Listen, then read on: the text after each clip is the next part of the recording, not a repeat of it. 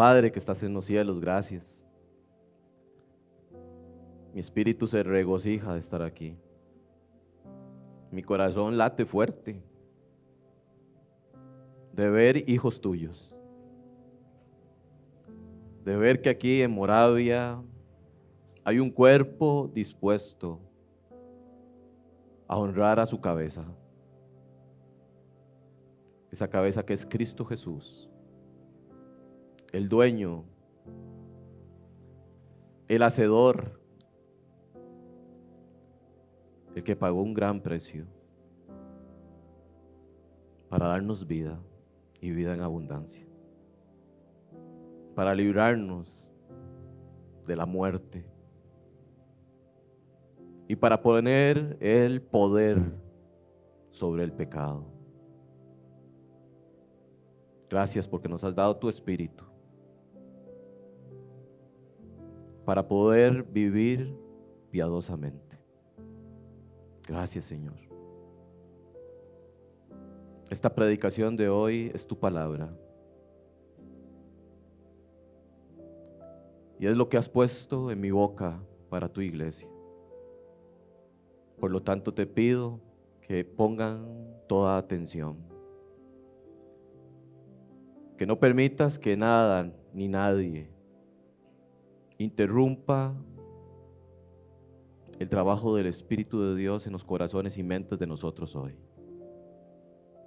Por favor, te lo pido, que nos concentremos en tu palabra. En Cristo Jesús oramos. Amén. Oí decir a una abuelita, decirle a su nieto, le dice: nieto, lávese las manos antes de comer, porque seguro las tiene sucias y contaminan los alimentos y te vas a enfermar. Y el nieto, que leía la Biblia y le gusta leer la Biblia, porque lo que les estoy contando es verdadero, se sentaba con la abuela y leía la Biblia siempre, le dice: no mami, no abuela, Jesús dice que no son las manos sucias lo que contaminan al hombre. Qué bárbaro. El niño interpretó a su manera y justificó su desobediencia, su pecado, trayendo la Biblia a su favor. Obviamente entendemos que Jesús está hablando en el plano espiritual. Lo que contamina al hombre no es lo de afuera, sino lo de adentro, el pecado. Y uno se pregunta, ¿cuánto pecado tenemos? ¿Cuánto nos hemos ensuciado? Y de verdad que qué feo es el pecado, ¿verdad que sí? Seamos honestos, ¿el pecado es feo o no? Es sucio. Nos hace avergonzarnos definitivamente. No sé cuántos han leído detenidamente el libro de Ezequiel, pero hoy voy a entrar en Ezequiel y es un profeta tremendo, tremendo en las palabras que tiene que decir de juicio. ¿Por culpa de qué? ¿Por qué vienen los juicios? ¿Por culpa de qué? Del pecado. Y leer a veces Ezequiel, uno de verdad que se queda asombrado y dice, ¿cómo puede ser que esto suceda así? Que un pueblo sea así. ¿Y cómo puede ser posible hasta que Dios tenga ese trato así? Pero cuando uno lo entiende y cuando estudia Ezequiel, más bien uno encuentra demasiado amor en el Señor, demasiada misericordia. Dice el apóstol Pablo que presentemos nuestros cuerpos, pero antes de decir eso dice por las misericordias. No dice misericordia. Dice misericordias. Apela a las muchas misericordias de Dios para hacer eso. Y uno dice, definitivamente Dios es demasiado misericordioso y nosotros demasiado pecadores. Y eso era Israel. A pesar de que Dios lo disciplinaba, traía juicio, extendía misericordia ante tanto pecado. Vamos a entrar un poco en el contexto histórico para entender en qué momento de la historia de Israel nos encontramos. Es importante entender esto para saber a quién se dirige el libro, porque creemos que Ezequiel tal vez se esté dirigiendo a Israel en un momento donde Israel está en su tierra, pero cuando leemos el libro cambia. Entonces es importante entender a quién se dirige específicamente, en qué momento, para tener un pleno conocimiento y entendimiento del mensaje que Dios va a traer por medio de Ezequiel.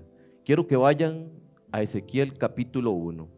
Vamos a hacer una introducción a Ezequiel.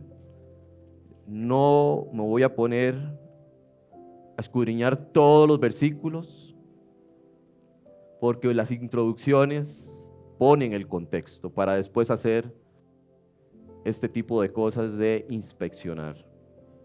En el capítulo 1, voy a leer los 3 primeros versículos, dice así: aconteció en el año 30, en el mes cuarto, a los 5 días del mes, que estando yo en medio de los cautivos, junto al río Quebar, los cielos se abrieron y vi visiones de Dios. En el 5.º año de la deportación del rey Joaquín, a los 5 días del mes, vino a mí palabra de Jehová al sacerdote Ezequiel, hijo de Buzi, en la tierra de los caldeos, junto al río Quebar. Vino allí sobre él la mano de Jehová.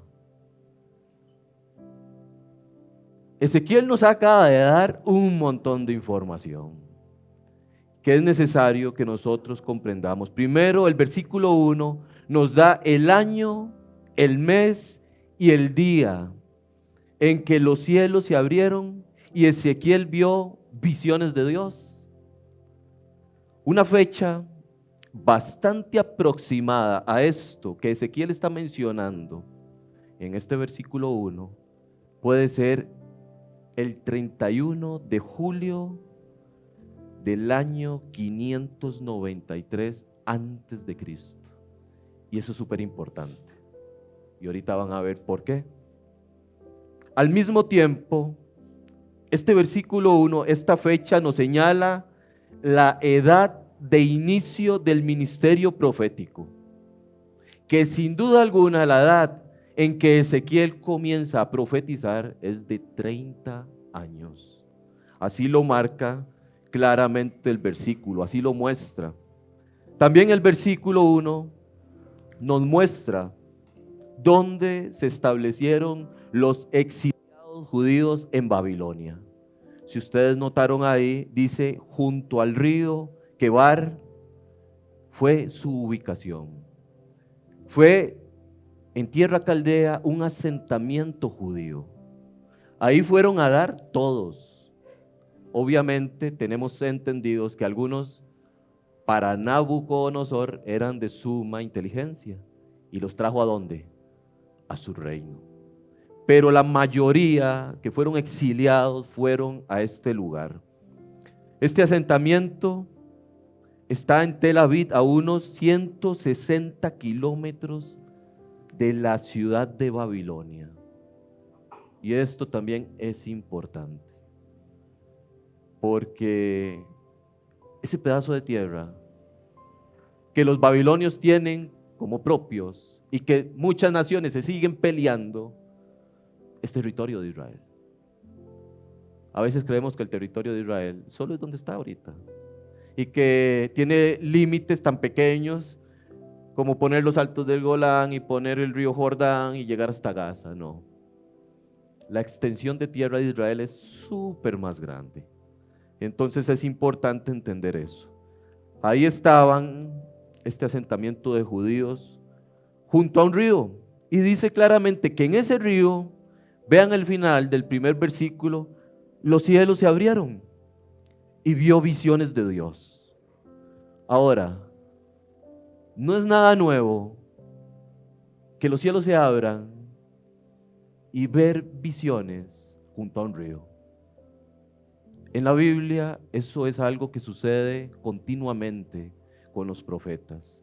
Cuando Daniel está agobiado ya, cuando Daniel está casi que con 90 años, diría uno, de tanto cautiverio, se pone a orar, ¿dónde? En un río. En el río que ustedes van a ver en el capítulo 10. Vayan a Daniel, capítulo 10.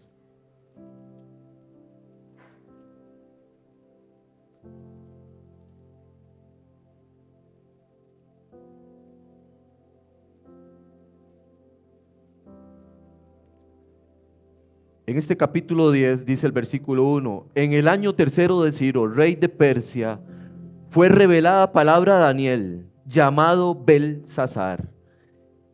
Y la palabra era verdadera. Y el conflicto grande. Pero él comprendió la palabra y tuvo inteligencia en las visiones. En aquellos días yo, Daniel, estuve afligido por espacio de 3 semanas. No comí manjar delicado, ni entró en mi boca carne ni vino, ni me ungí con ungüento, hasta que se cumplieron las 3 semanas. Y el día 24 del mes primero estaba yo a la orilla del gran río Hiddekel. Y alcé mis ojos y miré, y he aquí un varón de Dios vestido de lino y ceñido sus lomos de oro de Ufaz. Y ahí comienza Daniel a ver una visión extraordinaria. Daniel llega a comprender todo esto porque en el capítulo 9, anteriormente a esta visión, Daniel sabía que su pueblo no había pedido perdón por sus pecados. Y es hasta ese momento en que él ora y pide perdón, en que Dios le da visión. Junto a un río Hiddekel, donde era algo normal ver visiones e irse a orar. Un hecho que también está en la Biblia y en el Nuevo Testamento. En cuanto a esto lo tenemos en Hechos 16. Vamos a Hechos 16.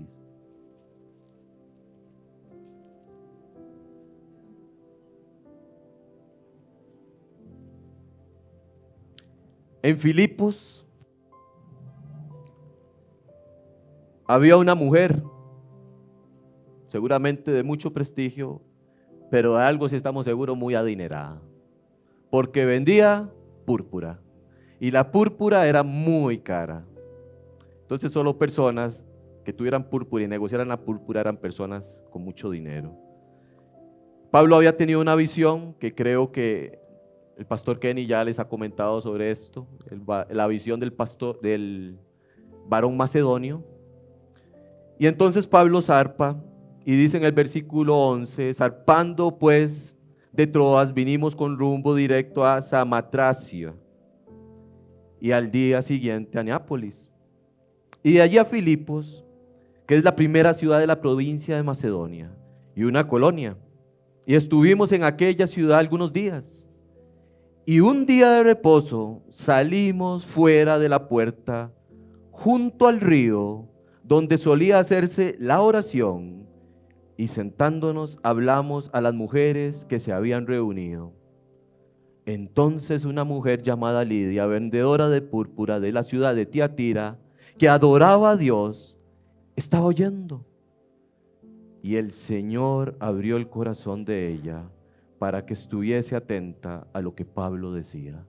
Y entendemos que esta mujer entendió el Evangelio y llegó a Cristo y abrió su casa para una iglesia. ¿Dónde empezó? ¿En un qué? En un río. Esto era normal.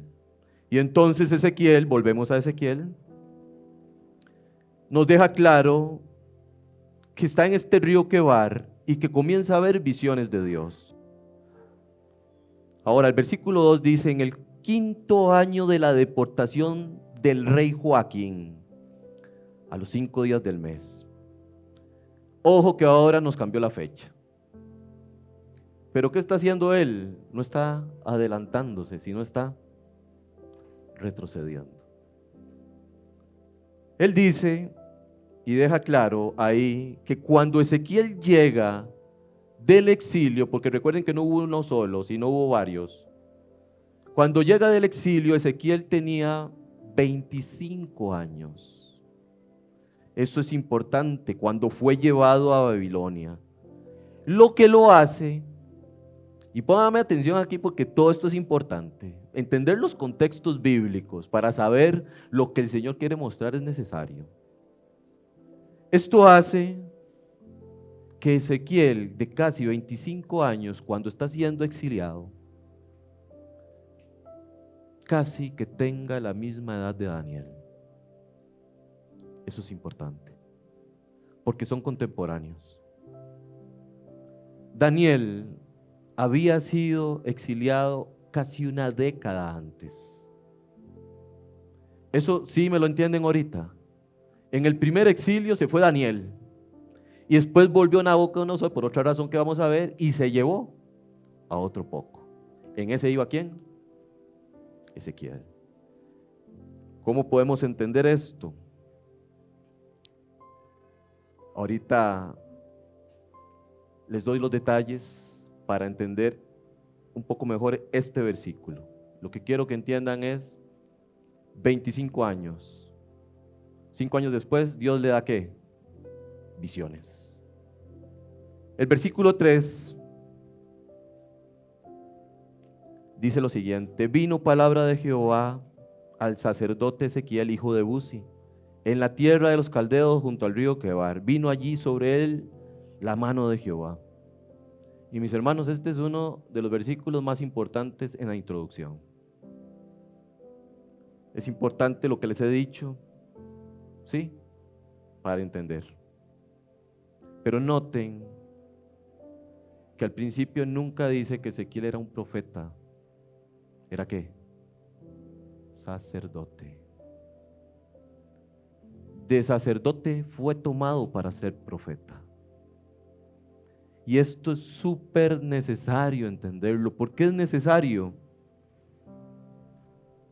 Hay que reconocer primero su linaje, hijo de Buzi. Y a través del ministerio sacerdotal que este muchacho ya pudo haber tenido en sentido de conocer las cosas que rodean a Dios en el sistema del templo y sacrificios. Eso es importante porque Ezequiel lo entiende y lo conoce. Comienza a profetizar. Todas, en su mayoría, todas las profecías de Ezequiel giran alrededor de la gloria de Dios. ¿Entienden eso? Todo lo que Ezequiel quiere traer para el entendimiento es que la gloria de Dios. Todo lo que Dios va a hacer es para la gloria de Dios. Es importantísimo. Ustedes ven que en el versículo 4 de este capítulo 1 dice: y miré, y he aquí venía del norte un viento tempestuoso, y una gran nube con un fuego envolvente, y alrededor de él un resplandor, y en medio del fuego algo que parecía como bronce refulgente. Y comienza a describir ¿qué? La gloria de Dios. Inmediatamente después de presentarse él, lo que más le interesa es la gloria. Ahora, mis hermanos, ¿para qué se hizo el templo? ¿Para glorificar a quién? A Dios. ¿Para qué se hacían los sacrificios? ¿Para gloria de quién? De Dios. Y Ezequiel entonces comienza en este versículo 4 a traer el tema, después pasa al capítulo 10, no le voy a pedir que lo busquen, capítulo 10, versículo 4, para los que están apuntando, versículo 18, y capítulo 11, versículo 23, Ezequiel trae el entendimiento que la gloria de Dios se va del templo. Vuelvo a repetir, capítulo 10, versículo 4 y 18. Ustedes pueden ver el progreso de cómo la gloria de Dios sale del templo. Y termina en el capítulo 11, versículo 23. Ezequiel llega y dice, y la gloria de Dios, que estaba entre querubines, salió a la puerta oriental y después cruzó hasta el monte que está en el oriente y se fue. Imagínense eso para un pueblo. Se fue. ¿Saben cuándo volvió? Con Cristo. Cristo anduvo ahí. Pero Cristo mismo dijo, Israel, esta casa, vuestra casa, no mi casa, os es dejada desierta. Hasta que ustedes digan, bendito el que viene en el nombre de Jehová. Y nunca más. Y en el capítulo 43 de Ezequiel, ustedes pueden leer el retorno de la gloria de Dios al templo. Ahora, si hay un retorno de la gloria de Dios al templo es porque hay ¿qué? Templo. Tiene que haber templo. Ahí entraremos más adelante, no hoy. Otro tema importante es el sacerdocio en Ezequiel. Él entiende lo que es el sacerdocio y comienza a señalar los pecados de los sacerdotes y la forma incorrecta en que guiaron al pueblo a los sacrificios. Ahora, esos sacerdotes no eran sacerdotes del verdadero linaje, muchos. Jeroboam había constituido sacerdotes falsos. Y entonces Ezequiel trae al entendimiento el sacerdocio, lo mal que hacía el sacerdocio las cosas. Y si el sacerdocio estaba mal, el sistema de sacrificios estaba mal. Eso es importantísimo en Ezequiel. Un título que se le pone a Ezequiel y que gira alrededor de todo el libro, ¿cuál es? Hijo de hombre. Así le llama. Hijo de hombre, ven para acá. Te voy a decir esto. Hijo de hombre, ven de nuevo. Tengo esto para ti. Hijo de hombre, vas a decirle a Judá. Hijo de hombre, di a este otro. ¿A quién se le llamó hijo de hombre en el Nuevo Testamento? A Jesús. Fue el título que más usó Jesús para hacer su obra sacerdotal por nosotros. Porque tenemos un sumo sacerdote que puede compadecerse de nuestras debilidades, porque fue tentado en todo, pero sin pecado. Jesús es sacerdote. Él intercede por nosotros. Y Ezequiel está prefigurando esto, usando, no él, Dios se lo puso, Dios le llamó hijo de hombre. Y comienza a traer palabras de juicio con mucha claridad. Ahora, cuando lean Ezequiel, Dios quiera que esto les aliente a leer Ezequiel, a meterse en Ezequiel. Tengan cuidado porque hay cumplimiento para ese tiempo y cumplimiento ¿qué? Futuro. Ezequiel tiene eso, mucho de eso. Cumplimiento futuro para el pueblo de Israel. Entonces hay que saber ir manejando el pasaje y haciendo las divisiones. Paso al capítulo 2. En el capítulo 2 tenemos el llamamiento de Ezequiel. Dios levanta a Ezequiel y le da un mensaje que en griego se conoce como una teodicea, para los que lo quieren apuntar. En griego se conoce como una teodicea. ¿Qué es una teodicea? Obviamente entendemos que teo es Dios y odisea es rectitud y justicia. Eso es lo que le está dando Dios a Ezequiel cada vez que lo llama hijo de hombre para traer un juicio. Y eso también es importante. Lo que va a transmitir Ezequiel como mensaje es el mensaje a un pueblo cautivo. Y quiero que lo entiendan aquí. Ezequiel se va a dirigir a los que ya están cautivos en Babilonia. ¿Entienden eso? No está ahorita en Israel, no se está dirigiendo a los que están allá, se está dirigiendo a los que están ¿dónde? En tierra caldea, bajo el imperio babilonio, exiliados de Israel, de Jerusalén. Para ellos es el mensaje. No podemos confundir que es para los otros. ¿Ok? Eso es importante. Entonces, una vez que entendemos que para ellos el mensaje es ese, podemos entender por qué son teodiceas.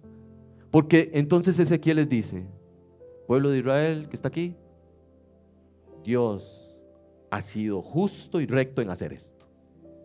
Eso es lo que les está diciendo. Ustedes deben de entender que son los culpables de que hoy estemos aquí. Qué lindo entender eso. Qué bueno para nosotros entender eso. Si ustedes ven en el versículo 3 de ese capítulo 2, dice así, y me dijo, hombre, yo te envío a los hijos de Israel, o sea, profetízales a ellos, a gentes rebeldes que se rebelaron contra mí.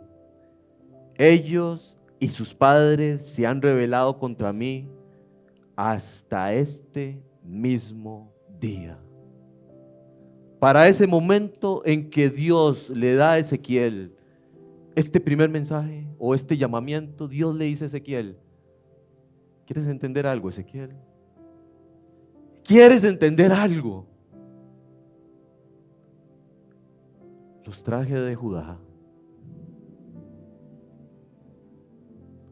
Vinieron a tierra caldea y siguen pecando. Qué duro. No entendieron.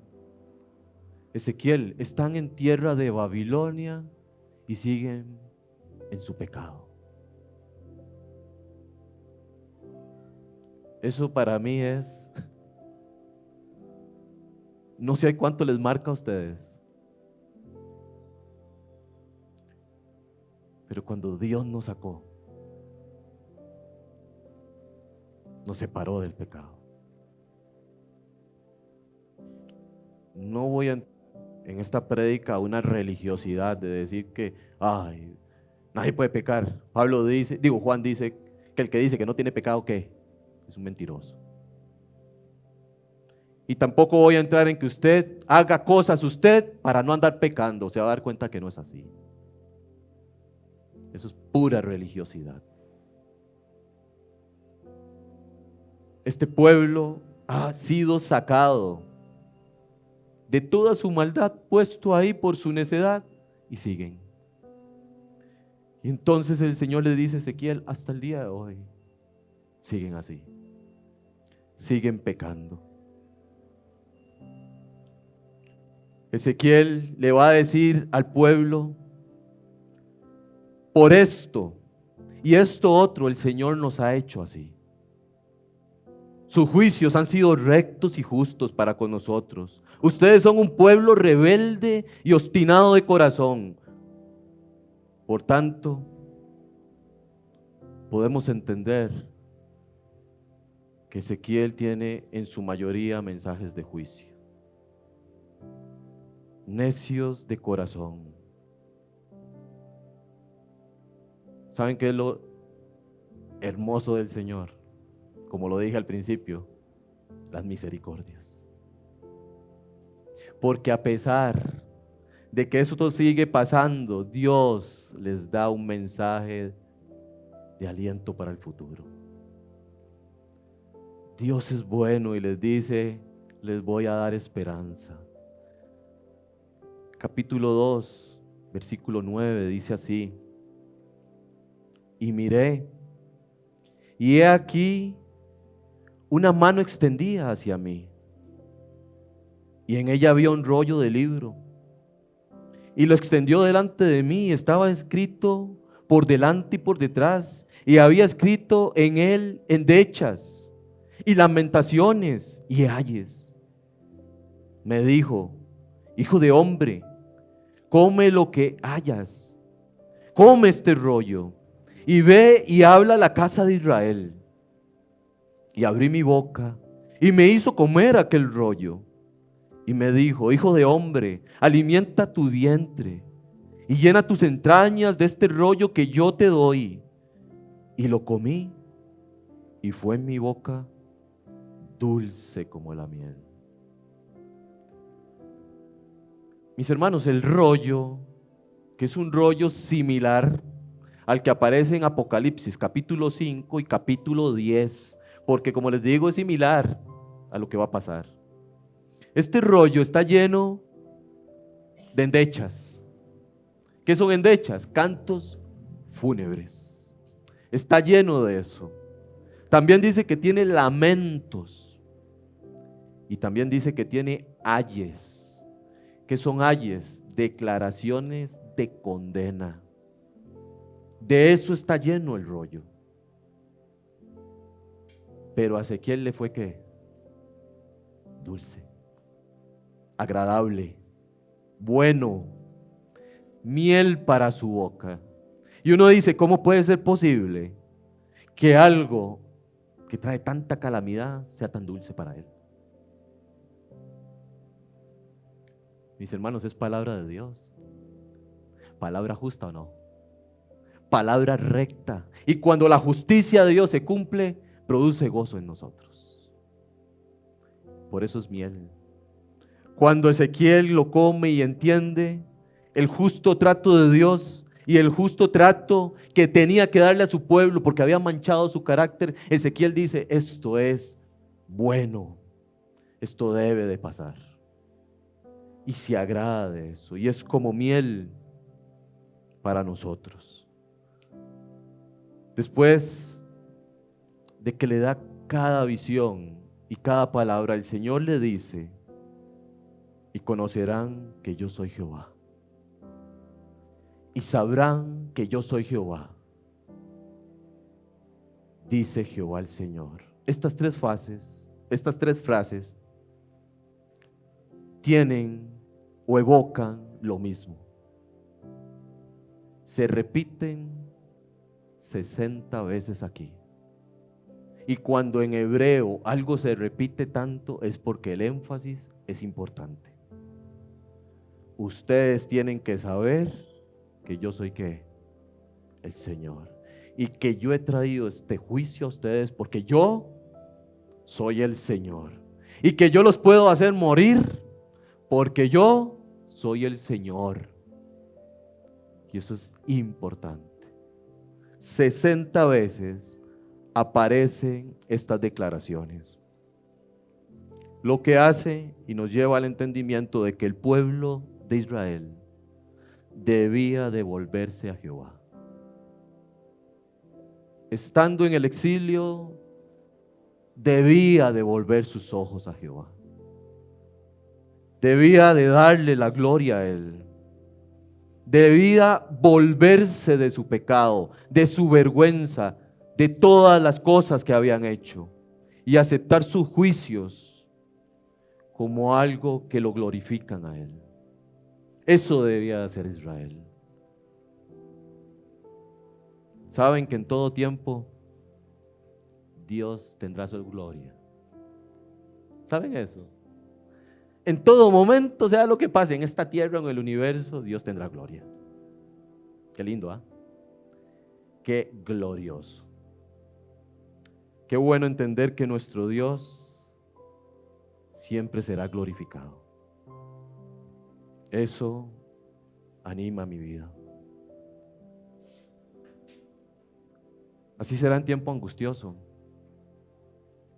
Saben que Dios siempre trata como con tercios. ¿Han leído?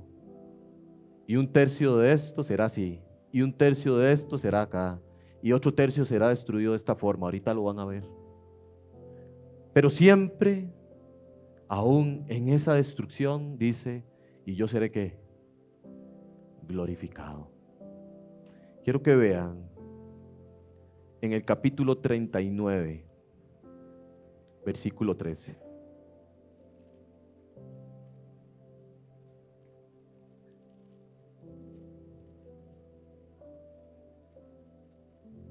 Hablando del futuro de Israel y de la batalla de Gog y Magog. Hay un versículo después de que dice que Israel estará enterrando por 7 meses cadáveres. Imagínense. ¿Cómo va a ser eso? Para limpiar la tierra. 7 meses enterrando cadáveres. Y el Señor llega y dice, los enterrará en el versículo 13 del capítulo 39, los enterrará todo el pueblo de la tierra. Y será para ellos célebre el día en que yo ¿qué? Sea glorificado, dice Jehová el Señor. Célebre será ese día para todos. Qué momento. En el versículo 25 de ese mismo capítulo dice, por tanto así ha dicho Jehová el Señor, ahora volveré la cautividad de Jacob y tendré misericordia de toda la casa de Israel y me mostraré celoso por mi santo nombre. Y ellos sentirán su vergüenza y toda su rebelión con que prevaricaron contra mí, cuando habite en su tierra con seguridad y no haya quien los espante, cuando los saque de entre los pueblos y los reúna de la tierra de sus enemigos, y sea santificado en ellos ante los ojos de muchas naciones, y sabrán que yo soy Jehová su Dios. Cuando después de haberles llevado al cautiverio entre las naciones, los reúna sobre su tierra, sin dejar allí a ninguno de ellos, ni esconderé más de ellos mi rostro, porque habré derramado de mi espíritu sobre la casa de Israel, dice Jehová el Señor. Él será santificado, su nombre será santificado. Y qué gloriosa esperanza para Israel. No todo es malo, no todo es calamidad. Esto es un poco el contexto de lo que está pasando con Ezequiel. Ahora, leyendo Ezequiel y entendiendo el por qué ese pueblo estaba ahí y cómo continuaba pecando, estuve en un pasaje mucho tiempo, y es el pasaje que quiero traer hoy a sus vidas, a sus corazones, como instrucción de Dios para vivir una vida agradable a Dios. De verdad que sí. No estoy diciendo que somos desagradables, estoy diciendo que cada día podemos agradarle más. Vamos a ir al capítulo 6.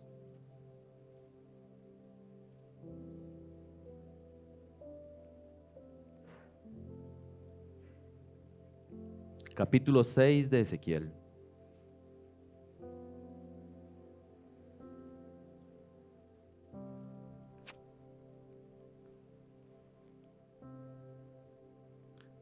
Versículo 1. Vino a mí palabra de Jehová, diciendo: Hijo de hombre, pon tu rostro hacia los montes de Israel y profetiza contra ellos.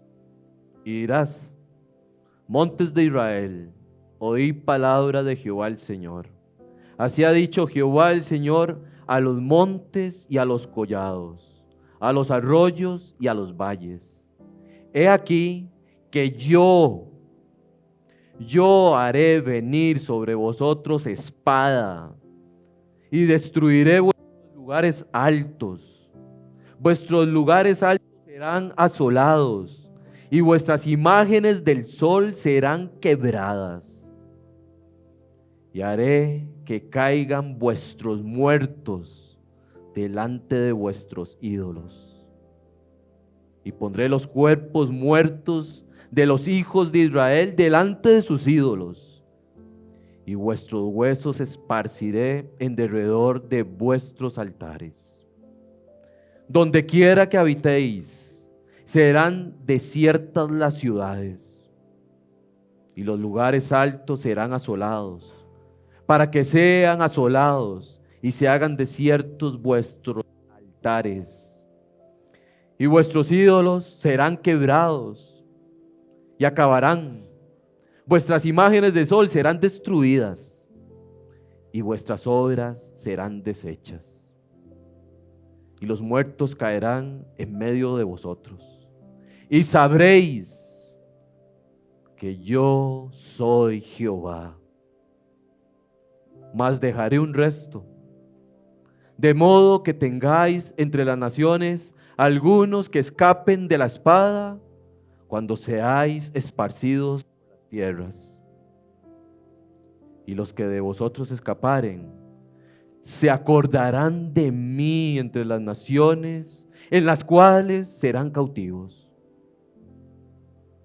porque yo me quebranté a causa de su corazón fornicario, que se apartó de mí, y a causa de sus ojos que fornicaron tras sus ídolos, y se avergonzarán de sí mismos a causa de los males que hicieron en todas sus abominaciones.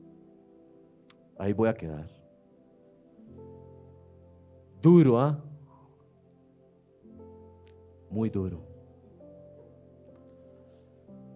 Este capítulo describe las vívidas destrucciones y la carnicería de la guerra en el juicio de Dios.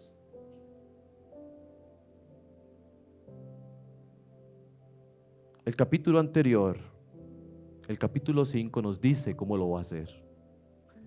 Lo que acabamos de leer se divide de tres maneras.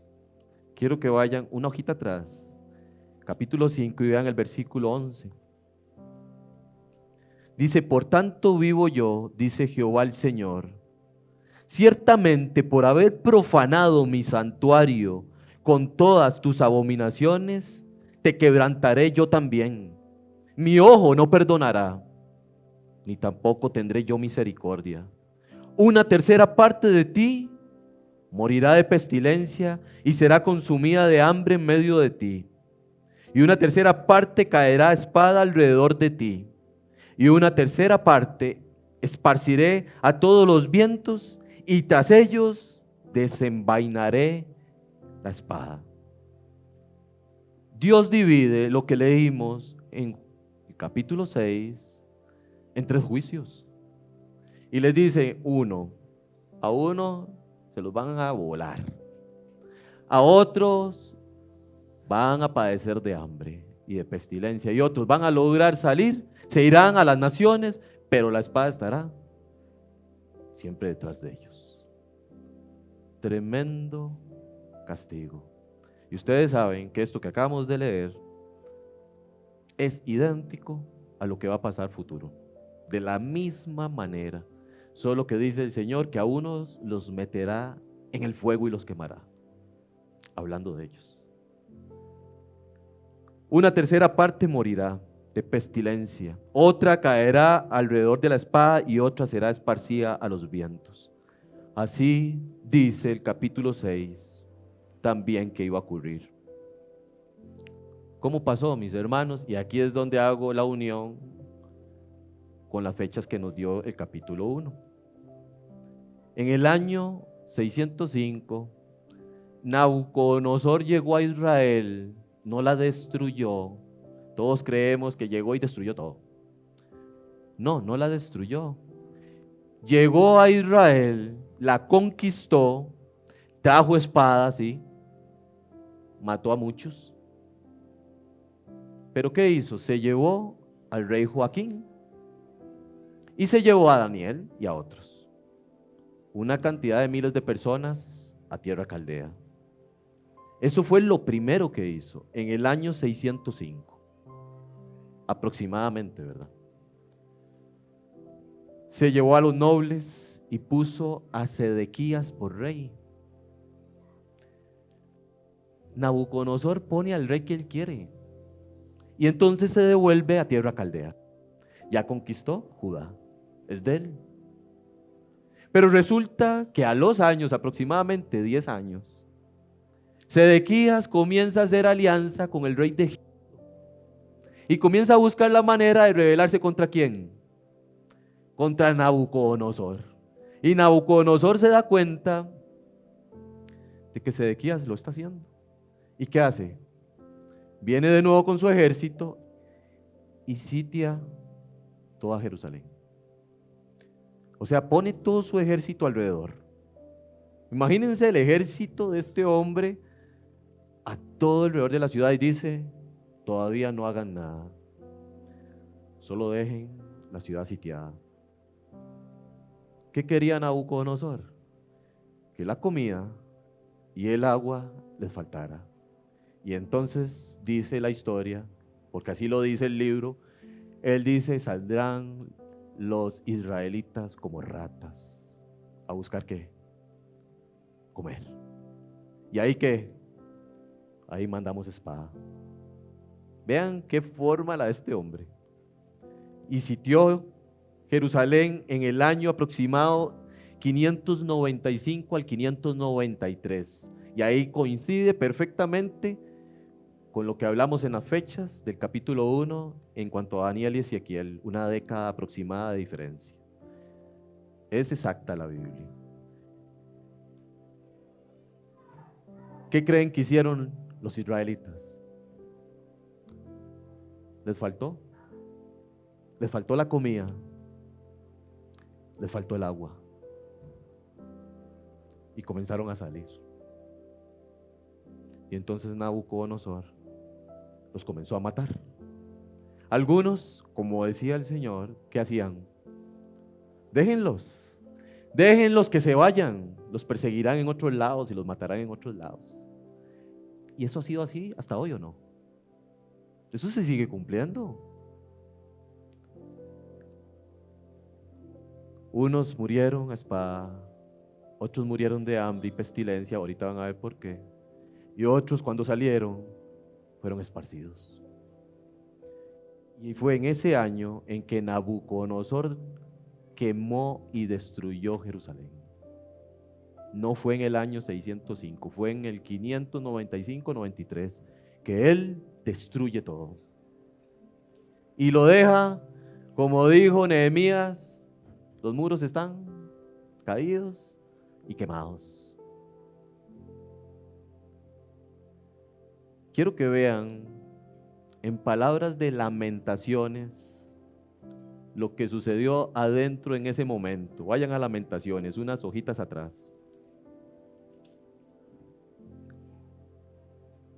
Capítulo 4.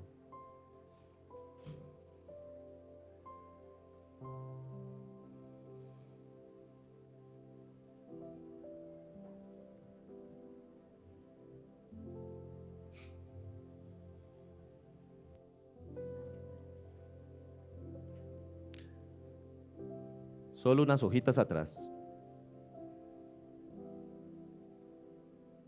Dice el versículo 9. Esto está describiendo lo que estamos hablando. Más dichosos fueron los muertos a espada que los muertos por el hambre, porque estos murieron poco a poco por falta de los frutos de la tierra. Y vean esto: las manos de mujeres piadosas cocieron a sus hijos, sus propios hijos les sirvieron de comida en el día del quebrantamiento de la hija de mi pueblo. Cumplió Jehová su enojo, derramó el ardor de su ira, y encendió en Sión fuego que consumió hasta sus cimientos. Nunca los reyes de la tierra, ni todos los que habitan en el mundo, creyeron que el enemigo y el adversario entrara por las puertas de Jerusalén. Y el 13 dice, es por causa ¿de qué? De los pecados de sus profetas y las maldades de sus sacerdotes, quienes derramaron en medio de ella la sangre de los justos.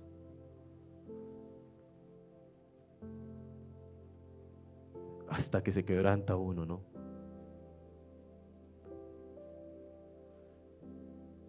No sé cómo se podría uno imaginar ver a una mamá cocinando a su propio hijo.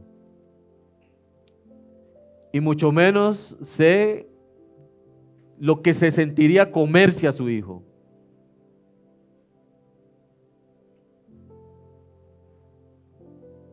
Y dice Lamentaciones, más dichosos fueron los que cayeron a espada de una vez y murieron, que los que tuvieron hambre y tuvieron que hacer esto. Pero el Señor cumplió su enojo y destruyó Jerusalén. Dice ahí claramente, sus cimientos fueron consumidos por fuego. El pecado, el cochino pecado, provocó todo esto. Todo Israel había abandonado a Dios. Todo Israel había traicionado a Dios. Qué fea suena esa palabra, traición. Aún estando en cautiverio, seguían adorando. No se volvían al Señor, seguían cometiendo los mismos pecados y continuaban en el mal, cuando debieron de ser ¿qué? Luz a las naciones. Eso era Israel, luz a las naciones.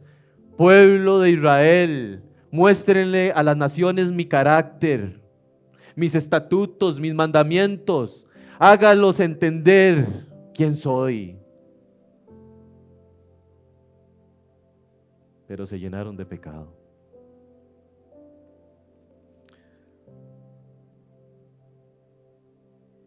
¿Saben que la ubicación de Israel, hablando geográficamente, diseñada por Dios,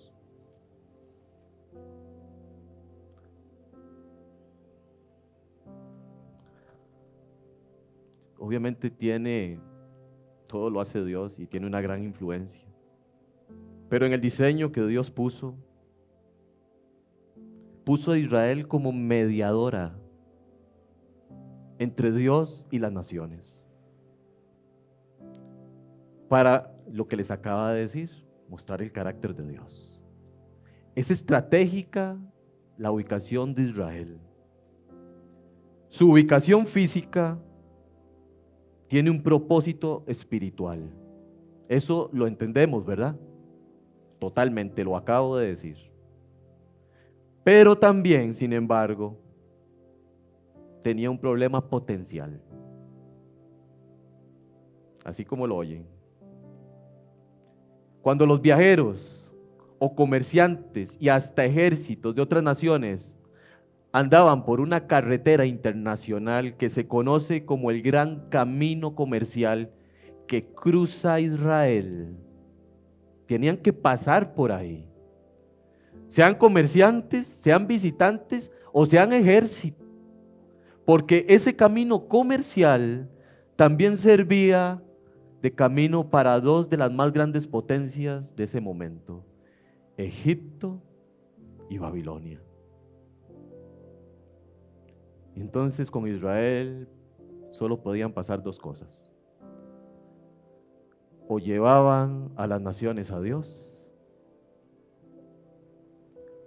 Influían en los que pasaban y les decían: Jehová es el Señor, Jehová es santo. O las naciones los llevaban a la idolatría. ¿Y qué creen que pasó?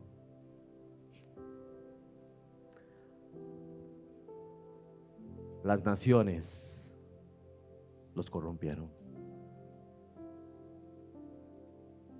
No hicieron lo que tenían que hacer.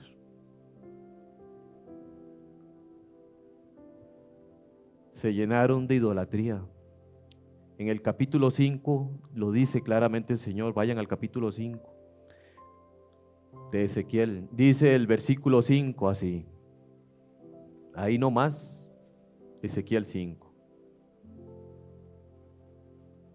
Así ha dicho Jehová el Señor: esta es Jerusalén, la puse en medio de las naciones y de las tierras alrededor de ella, y ella cambió mis decretos y mis ordenanzas en impiedad, más que las naciones y más que las tierras que están alrededor de ella, porque desecharon mis decretos y mis mandamientos y no anduvieron en ellos.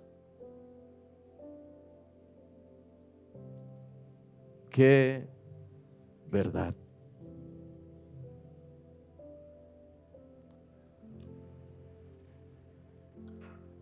Dejaron de ser luz. Y entonces el Señor trajo juicio, como lo dice el capítulo 6. Voy a poner sus cadáveres así enfrente de lo que ustedes hicieron. Los voy a arrasar así. Y cualquiera puede decir: ¿qué Dios más cruel? No. Ezequiel dijo que fue miel en su boca. Su pecado hizo eso. Dios no fue infiel ni cruel. Fue misericordioso. Destruyó los lugares altos, dice el capítulo 6.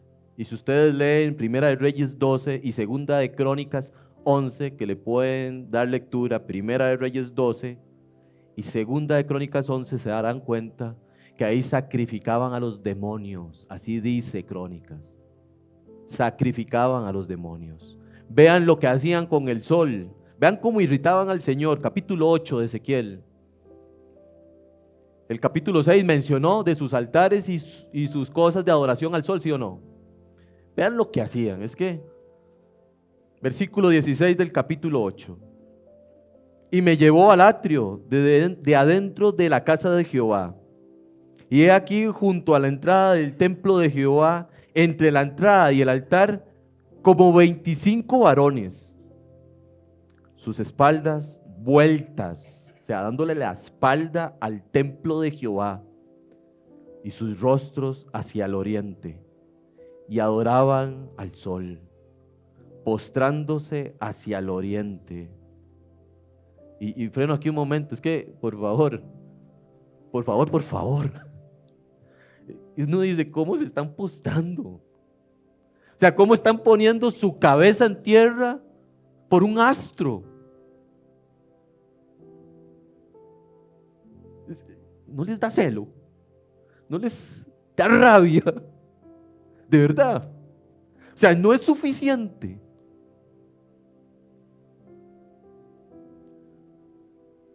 ...17, y me dijo, por eso es que me pongo así, porque veo al Señor. ¿No has visto, hijo de hombre? Es cosa liviana para esta casa de Judá hacer las abominaciones que hacen aquí. Después que han llenado de maldad la tierra, se volvieron a mí para irritarme. He aquí que aplican el ramo a sus narices. Wow.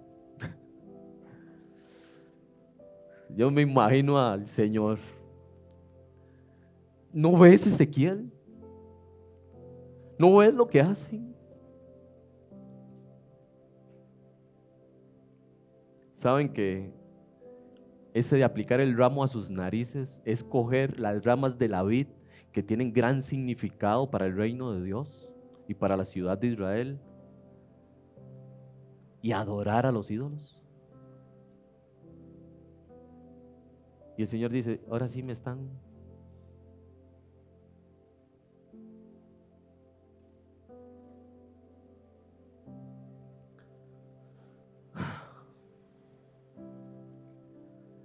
Esto pasó.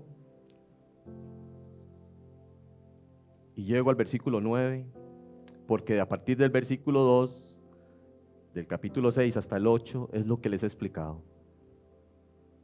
En el versículo 9 dice así: y los que de vosotros escaparen se acordarán de mí entre las naciones, en las cuales serán cautivos, porque yo me quebranté a causa de su corazón fornicario que se apartó de mí, y a causa de sus ojos que fornicaron tras sus ídolos, y se avergonzarán de sí mismos a causa de los males que hicieron en todas sus abominaciones. Voy a leer, y no sé, yo le pedí a ellas que me pusieran un versículo que está en otra versión, pero que me gusta. La palabra es similar. Voy a leer la que tengo aquí, que es similar a eso, pero quiero que vean lo que dice en esta versión. Aquí está en la pantalla. Luego, cuando estén desterrados entre las naciones, se acordarán de mí, reconocerán cuánto que. ¿Dónde estamos? Se acordarán cómo que sufrí. Esta versión que tengo aquí dice: reconocerán cuánto me duele.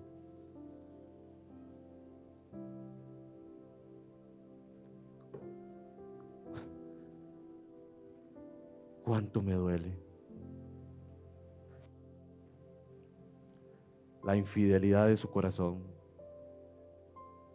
y la lujuria de sus ojos, que anhelan a sus ídolos. Entonces al fin se odiarán a sí mismos por todos sus pecados detestables. Son dos versiones similares. Sabrán que solo yo soy el Señor y que hablaba en serio cuando dije que traería calamidad sobre ellos. De este versículo 9 quiero traer 3 cosas rápidas.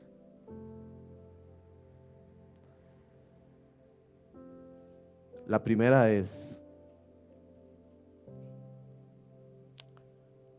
a Dios le duele cuando pecamos.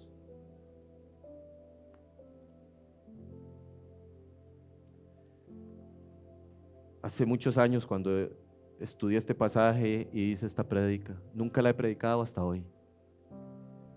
Nunca he predicado esto hasta hoy. La tenía ahí. Pero cuando leí ese pasaje y dije: cuánto le duele al Señor mi pecado. Cuánto he lastimado al Señor con mi pecado.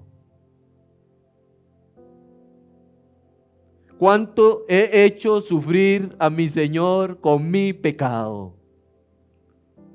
Qué rebeldía tan cochina.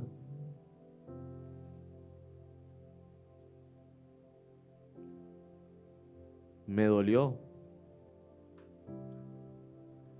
Me cautivó día y noche saber todas las tonteras que hacía.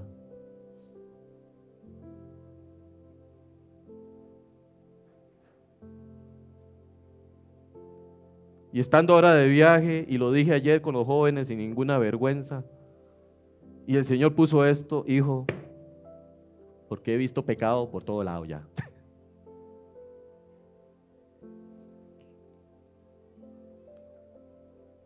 medité toda la noche y lo volví a traer a mi corazón y en la mañana me desperté y le dije a mi esposa, mi amor, como esposos, ¿qué crees? ¿Qué pecados hacemos? ¿Qué tenemos? ¿Qué pecados tenemos contra Dios como esposos?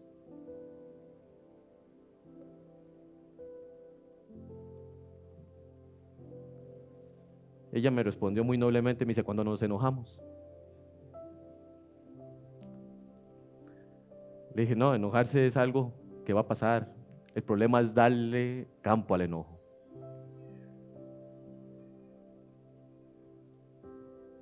Pero sin duda alguna,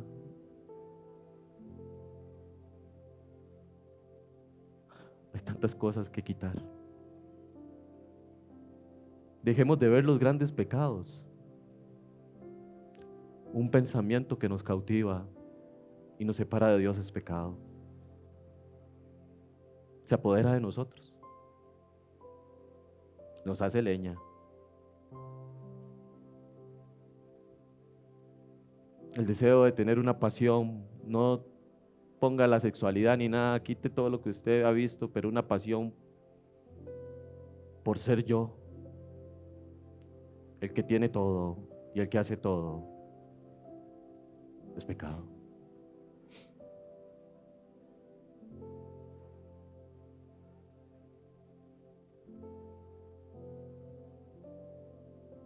Saben que si hay algo que deberíamos odiar, ¿qué es?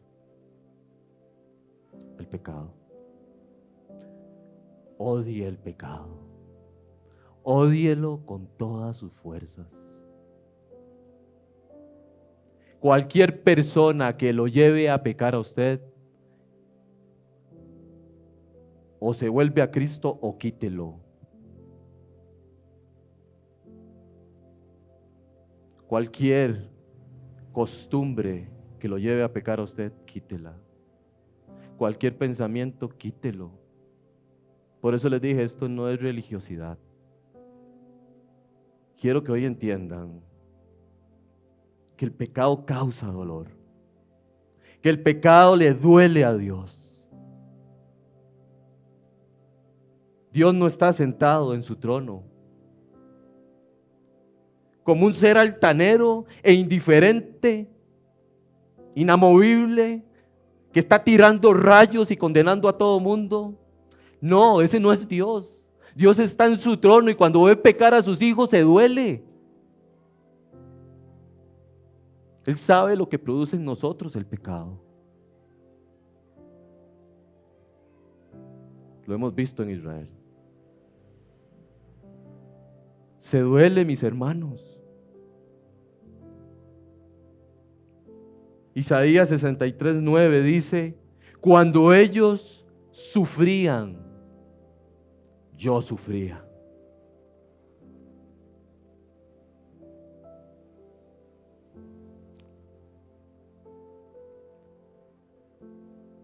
Y entonces digo nuevamente,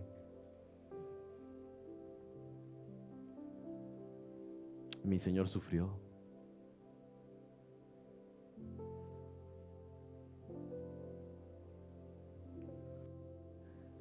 He estado con esto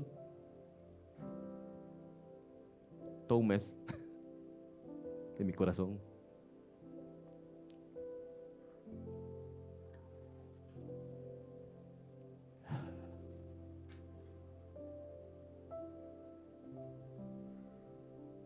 ¿Creen que no sufrió?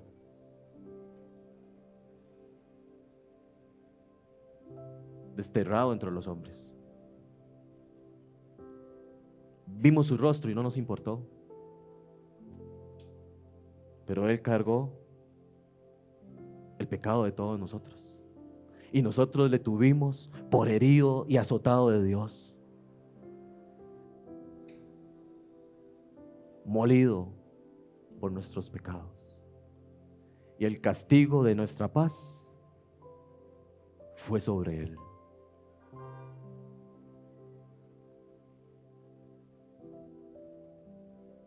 Y cuando dice, por su herida fuimos todos curados. Me pregunto, ¿queremos volver a enfermarnos de pecado? Si ya hemos sido, ¿qué? Curados.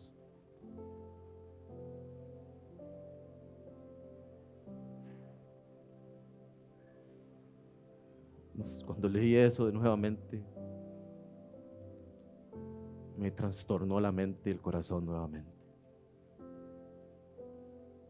Recordarán cuánto me duele todo lo que han hecho. El resultado de pecar siempre es la vergüenza.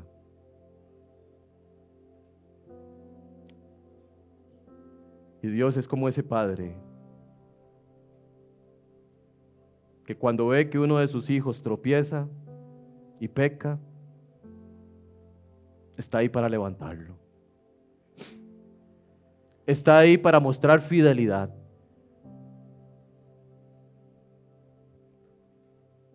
Gloria a Dios por eso. De verdad, gloria a Dios. Que cuando hemos tropezado, nos ha dado la mano y nos ha dicho, hijo, levántate.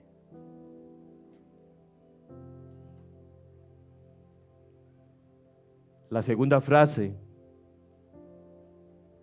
que está ahí es: a causa de su corazón fornicario que se apartó de mí. Es similar a lo que está ahí. Por culpa de su corazón adúltero y de cómo se apartaron de mí y fueron tras sus ídolos. Saben que lo que hace el pecado es separarnos de Dios.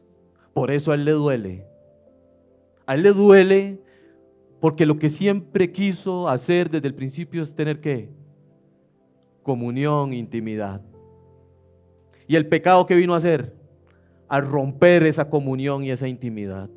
Y cuando eso sucede en un hijo suyo, Dios tiene que hacer ¿qué? No, hijo, eso no. Y le duele. El corazón se apartó. No solo nos separa de Dios, sino que el pecado, y esta es la alerta para nosotros, hace que nuestro espíritu se contriste. Si usted peca y sigue pecando, su espíritu ¿qué va a hacer? Y de pronto usted no va a tener las alertas prendidas y las banderitas rojas que le dice, estás pecando, salga de ahí, lo vas a ver como bueno. Y entonces Dios no puede hacer nada. Pablo en Efesios habla de un montón de temas de pecado y en medio de todo dice, y no contristéis al Espíritu Santo de Dios, porque si no, nada de esta lista va a hacer que ustedes puedan tener la capacidad de decir no. Si el Espíritu está contristado, perdieron. Mis hermanos, y aunque sabemos que el Señor nos libra y nos limpia de todo pecado, esta carne está viciada, ¿sí o no? Esta carne es letal, ¿sí o no? Esta carne está lista para usar esta artillería y pecar y destruirlo y mandarlo allá. Esta es la artillería de la carne. Estas manos, esta vista, este oído, esta boca se puede componer, si usted lo quiere, de instrumentos del mismo infierno. Está lista para pecar, está lista para ofender a Cristo, está lista para decirle a usted no se conforme al carácter de Dios. Eso es esto, esa es la verdad. Nos quiere separar, nos quiere quitar de la mente la verdad. Y la frase es clara, dice, y lo pone en la carne, dice, su corazón y sus ojos. Juan dijo, ¿qué dijo Juan? Juan capítulo 2, de primera de Juan, no améis al mundo, ni las cosas que están en el mundo. Los deseos de la carne, los deseos de ¿qué? De los ojos y la vanagloria de la vida. Así lo dijo Juan, porque estas cosas no vienen de Dios, sino de ¿quién? Del mundo. No lo hagan. No amen eso. Porque si vienen del mundo, serán como el mundo.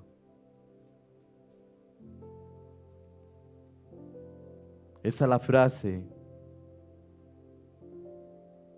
que trae como resultado el pecar, apartarse de Dios.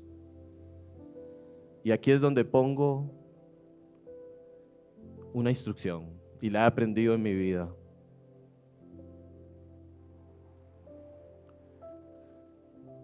Por mucho tiempo se nos enseñó que hay que pelear contra el pecado. No sé si usted así fue instruido o si oyó ese tipo de palabras. No. Usted no pelea contra el pecado. Usted no le puede ganar al pecado. Usted debe morir al pecado, que es distinto. Si usted se pone a pelear para no pecar, usted no va a ganar. Usted debe morir a usted para que Dios tome posesión de usted y a través del Espíritu Santo obre en su vida y le dé el carácter de Dios para no andar en pecado. Eso es un fruto de estar en Dios y viene por el Espíritu de Dios en uno. Eso es distinto. Pablo dice claramente, muerto al pecado. Así lo dice. Porque entiende y dijo, miserable de mí, ¿quién me librará de este cuerpo de muerte? Y entonces dijo, gracias doy por Jesucristo. Pablo no dijo, ¿qué me librará? Dijo, ¿quién? No hay nada en este mundo que a usted lo libre de pecado.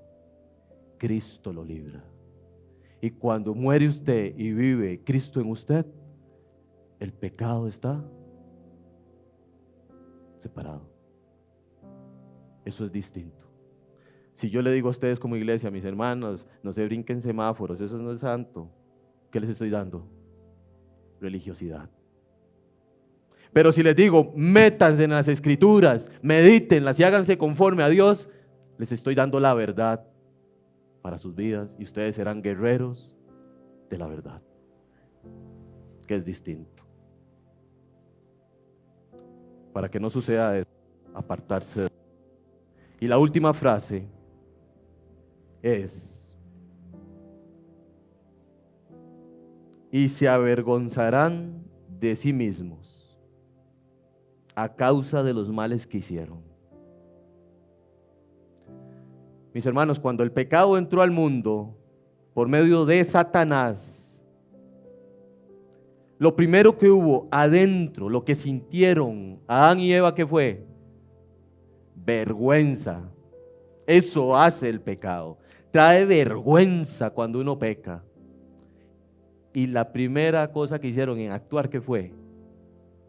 Esconderse. Ustedes seguramente jugaron escondido pequeñitos, ¿sí o no? No miran que no, aunque sea en la casa jugaron escondido. Me van a decir que ustedes no se querían esconder bien para no ser descubiertos, ¿sí o no? Así es el pecado. El pecado se quiere esconder bien para que usted no lo descubra. Así es. Porque en el momento en que se descubre, ¿qué trae? Vergüenza. Y se avergonzarán de sí mismos. De lo que hicieron, de cómo se rebelaron contra Dios. Cuando hay vergüenza a causa del pecado, el verdadero cristiano es llevado a arrepentirse. Y entonces Dios volverá su rostro y sus oídos a nosotros. Y entonces recordaremos que Él es el Señor y caminaremos y viviremos para su gloria. Juan llegó y dijo: Él es fiel y justo para perdonar nuestros pecados. Usó dos atributos de Dios: fiel y justo. Y al decir eso, Juan está garantizando, mis hermanos, que si usted se arrepiente y confiesa su pecado, restablece la relación con Dios. Eso es lo que Juan está diciendo. Esto es una garantía. Sean ustedes las personas que se arrepienten, porque Dios es fiel y justo para limpiar eso y volver a estar en unión con ustedes y quitar nuestra vergüenza. Pero si eso no sucede, traeremos deshonra a su nombre. Eso estuvo en mi corazón y sigue en mi corazón.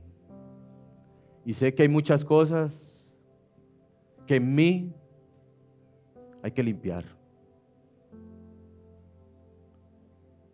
para honrar a mi Señor cada día más, para no ser una vergüenza para Él, para que el pecado no me separe de Él. Y aunque tenemos la seguridad en Cristo de que nos limpia de pecado, no se dé el lujo de pecar, porque después nadie lo va a parar. De verdad. El Señor aborrece el pecado, le duele y le quebranta cuando pecamos. Lléveselo a su casa hoy, jóvenes, y todos ustedes. Le duele al Señor su pecado.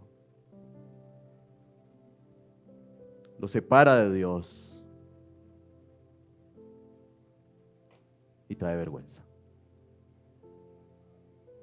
Esa es la instrucción de Dios para su iglesia. Vamos a orar. Padre, gracias.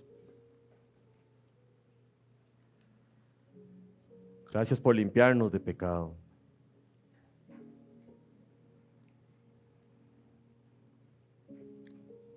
Gracias por comprarnos.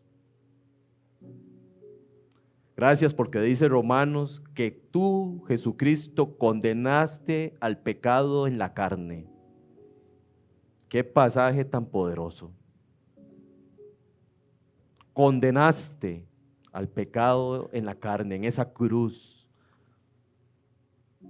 Cuando la muerte no pudo decir de ti, te condeno. No pudo decir eso de Jesús la muerte. Porque no halló pecado en Cristo para sujetarlo a esa maldición. Qué poderoso es eso. Gracias. Gracias, Jesús de Nazaret, por darnos ese ejemplo de cuán duro es este tema, es este pecado.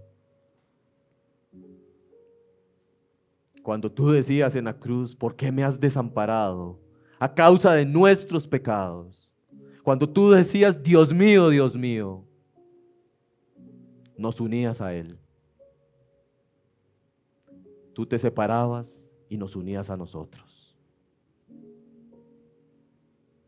¿Cómo vamos a nosotros permitir que el pecado nos separe de ti un solo instante? Trae a nosotros el entendimiento de que cuando pecamos debemos de ir rápidamente a tu presencia a pedir en arrepentimiento perdón para restablecer esa comunión. Y que recordemos cuánto te duele cuando pecamos.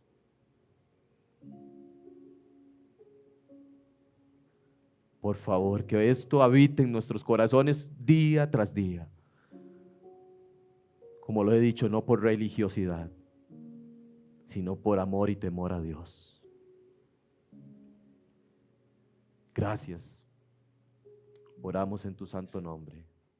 Amén.